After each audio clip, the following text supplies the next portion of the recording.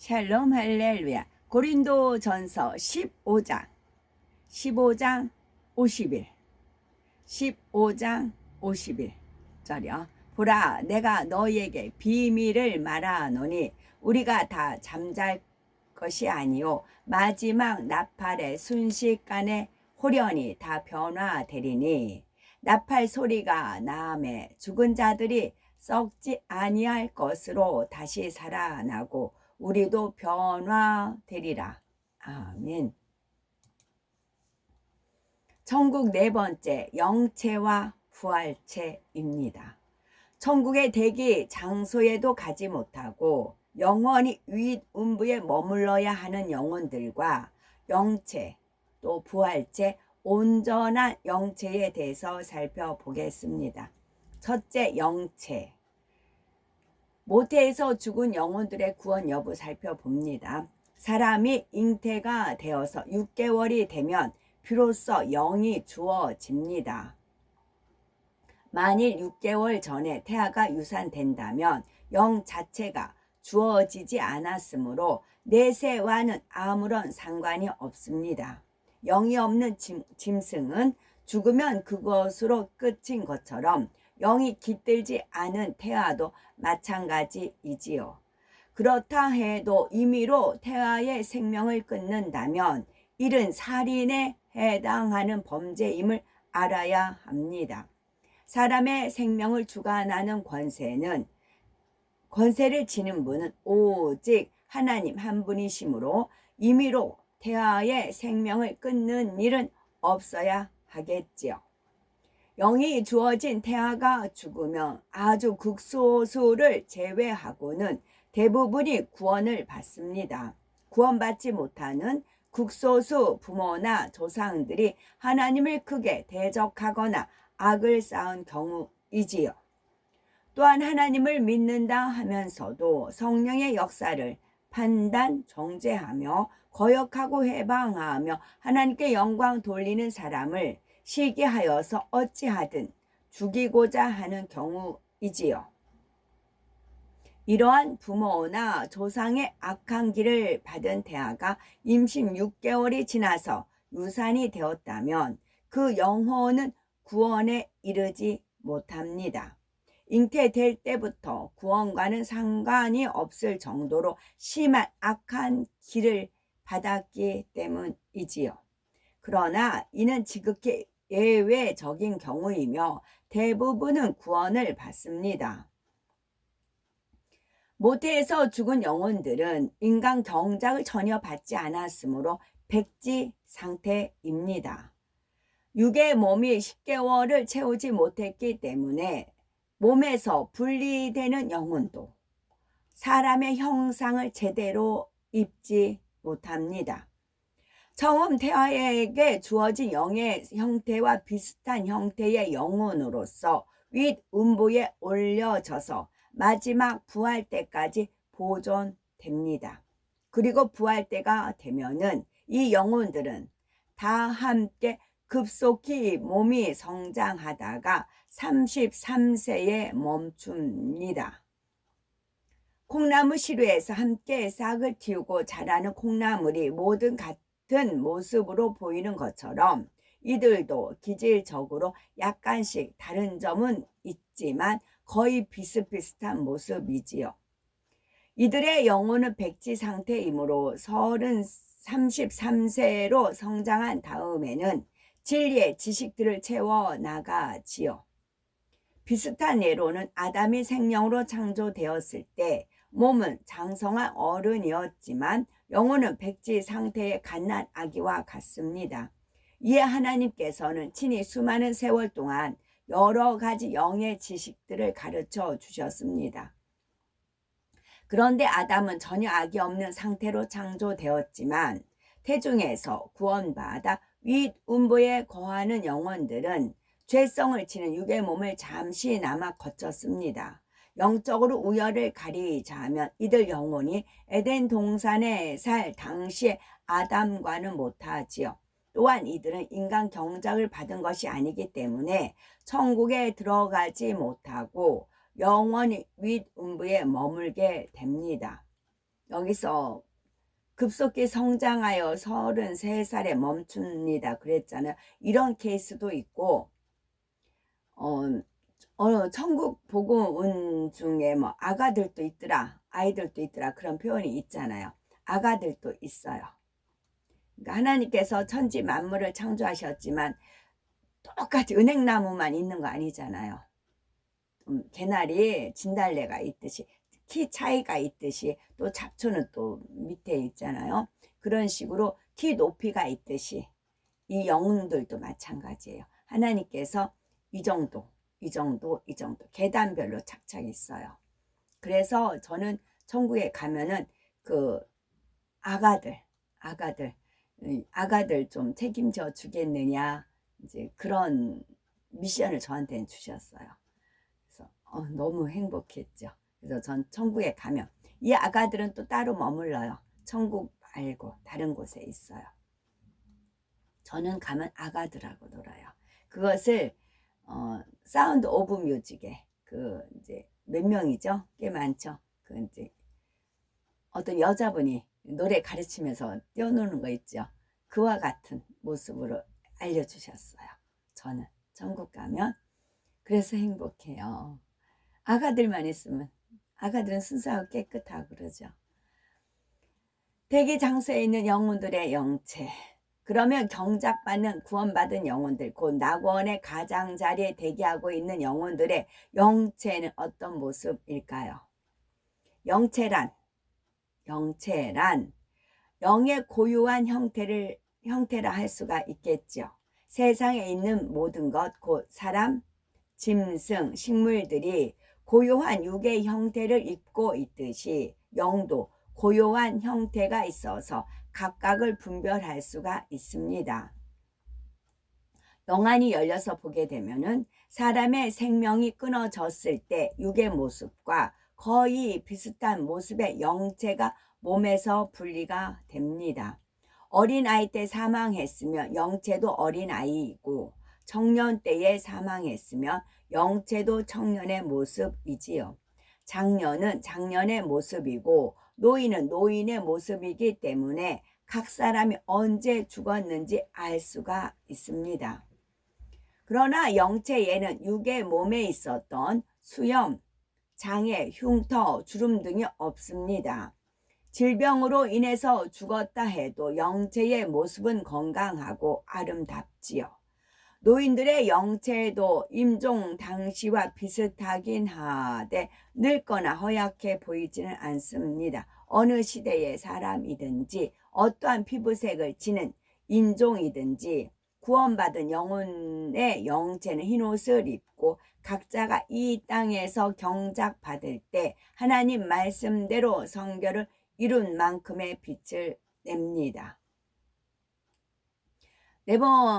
이 땅에서 영으로 이룬 정도에 따라서 영체에서 달라지는 것이 또 있습니다. 그것은 여인들의 머리카락 길이입니다. 온 영을 이루어서 최고의 믿음의 분량에 이른 사람은 머리카락이 척추 끝까지 닿으며 악은 모양이라도 버린 믿음의 4단계에 이른 사람은 중간쯤까지 머리카락이 갑니다. 그 외에도 어깨선 닿을 정도 길이가 있고요. 그래서 여인들은 그 영체만 보고도 천국의 어느 처소에 가게 될지 대략 알 수가 있습니다. 반면에 남자들의 머리 길이는 모두가 목선까지 일정합니다. 그래서 구름에서 주님께 형상이 떠서 찍으면 거의 목에 그 머리카락이 있지요. 있으시지요. 아름답습니다, 주님. 부활체와 온전한 영체, 신령한 몸을 입은 부활체. 자, 천국의 대기 장소에 있는 영혼들은 아직 신령한 몸을 입지 못하고 단지 영혼의 상태이기에 온전하다 할 수가 없습니다. 그래서 이들도 마지막 부활 때를 사모함으로 기다리고 있지요. 주님께서 공중 강림하실 때 비로소 신령한 육이 더해진 부활체를 입기 때문입니다. 그때까지 살아있는 사람들은 순식간에 신령한 몸으로 변화되어서 공중으로 들림을 받는데 이를 휴거라고 하죠. 이처럼 주님의 공중 강림 때에 영혼이 썩지도 죽지도 않는 신령한 몸을 입은 것을 부활체라고 합니다. 우리는 이 부활체를 입고 공중에서 7년 혼인 잔치를 한 후에 이 땅에 다시 내려와 천년을 보냅니다. 그렇다면 부활체는 대기 장소에 있던 영체와 어떻게 다를까요? 그렇다면 부활체는 대기 장소에 있던 영체와 어떻게 다를까요? 먼저는 남녀노소를 불문하고 모두가 예수님께서 이 땅의 삶을 마치신 33세의 모습으로 신령한 몸을 입습니다. 삼삼하다. 우리나라 말이 그래서 삼삼하다 하는 것입니다. 해가 중천에 떠 있을 때 가장 밝은 것처럼 인생의 절정기라 할 수가 있는 성숙하고 아름다운 시기가 바로 33세 전후이기 때문이지요. 그리고 남자의 키는 약 190cm 정도이고 여자의 키는 약 170cm 정도입니다. 체형은 너무 마르거나 뚱뚱하지 않은 가장 적당하고 아름다운 몸매로 바뀝니다. 또한 부활체는 영혼이 신령한 몸을 입었으므로 손으로 만져지고 숨도 쉬며 음식을 먹고 마실 수 있습니다. 또 부활체는 영혼이 신령한 몸을 입었으므로 손으로 만져지고 숨도 쉬고 음식을 먹고 마실 수도 있습니다. 섭취한 음식물은 호흡과 함께 분해되어서 배출되므로 소화나 배설의 과정이 필요가 없지요. 신령한 몸을 입었기 때문에 이 땅의 육의 공간의 제약을 받지 않고 자유자재로 다닐 수가 있습니다. 신령한 몸을 입은 부활체와 그러지 못한 영체가 느끼는 영의 공간의 느낌은 많이 다릅니다. 꿈을 꾸면 마치 그것이 현실인 것 같지만 현실에서 사물을 만질 때의 느낌이나 몸을 움직일 때의 느낌과는 다르죠.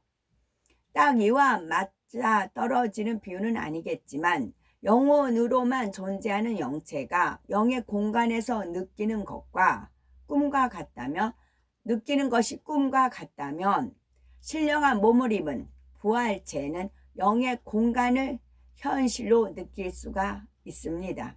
그러므로 영체만으로는 온전하다 할 수가 없으며 부활체를 입을 때라야 비로소 영의 공간에서 살 수 있는 기본적인 바탕을 이루었다 할 수가 있습니다. 이러한 부활체의 실체를 보여주신 분이 바로 주님이시죠. 부활하신 주님은 제자들이 유대인들을 두려워하여서 문들을 닫고 모인 곳에 나타나셨고 구운 생선 한 토막을 제자들 앞에서 잡수셨죠. 또한 제자들에게 나를 만져보라. 영은 살과 뼈가 없으되 너희 보는 바와 같이 나는 있느니라 하셨습니다. 이처럼 부활하신 주님께서는 제자들에게 자신을 나타내 보여주심으로써 부활의 신앙을 확실히 심어주셨고 부활체에 대해서도 알려주신 것입니다. 그런데 부활체를 입으신 주님의 모습을 막달라 마리아나 제자들도 처음에는 알아보지 못하였습니다. 이는 부활체에서 나오는 영적인 빛 때문이지요. 주님은 의심 많은 도마에게 손에 못자국을 보여주셨는데 이는 주님의 부활체에 흉터가 남아 있는 것이 아니라 믿음을 심어주기 위해서 잠시 보여주신 것이지요. 영안이 열린 사람들이 선지자들의 모습을 볼 때도 영체와 육의 모습 두 가지로 보기도 합니다. 현재 선지자들이 입고 있는 영체는 하얀 옷에 각각 일군 만큼의 빛이 나는 모습이지만 하나님의 능력으로는 선지자들이 이 땅에 살던 당시의 육의 모습도 겹쳐 보이게 하실 수가 있습니다. 앞으로 우리는 부활체를 입고 7년 동안 공중에서 혼인잔치를 한 후에 다시 이 땅에 내려와 1000년 동안 지낼 것입니다. 그 다음에 백보자 대심판을 받고 각자에게 정해진 천국의 처소로 가게 되는데, 그때는 온전한 영체를 입습니다. 온전한 영체는 부활체의 위단계로서 부활체와는 또 다릅니다. 구원받은 영혼들이 이 땅에서 행한 대로 심은 대로 백보자 대심판을 통해서 상급과 영광과 권세를 얻게 됩니다. 대심판 후에 입는 온전한 영체에는 성결된 정도뿐만이 아니라 하나님께 받은 상급과 영광이 그대로 나타납니다. 입고 있는 옷이나 장식 등을 다 제외하고 각 사람의 온전한 영체만으로도 그가 얼마나 하나님을 사랑하여 말씀대로 살았으며 충성하고 헌신했는지 알 수가 있는 거지요. 또한 천국의 어느 처소에 속한 사람인지, 같은 처소 안에서도 얼마나 상급과 영광이 큰지가 바로 알 수가 있습니다. 인간 경적이 모두 맞춰지면은 이처럼 이미 각 사람의 성결과 쌓은 상급의 정도가 판가름 나기에 영적인 빛만 보고도 구분이 됩니다. 그렇지만은 백보자 대심판을 통해서 하나님께서 정식으로 인정하시고 공포하심으로써 그에 따른 영광과 권세와 상급이 입혀진 온전한 영체를 입으면 그 자체만으로도 모든 것이 확연히 드러납니다. 그래서 자기보다 영광과 권세와 상급이 큰 분에게는 중심에서 머리가 숙여지지요.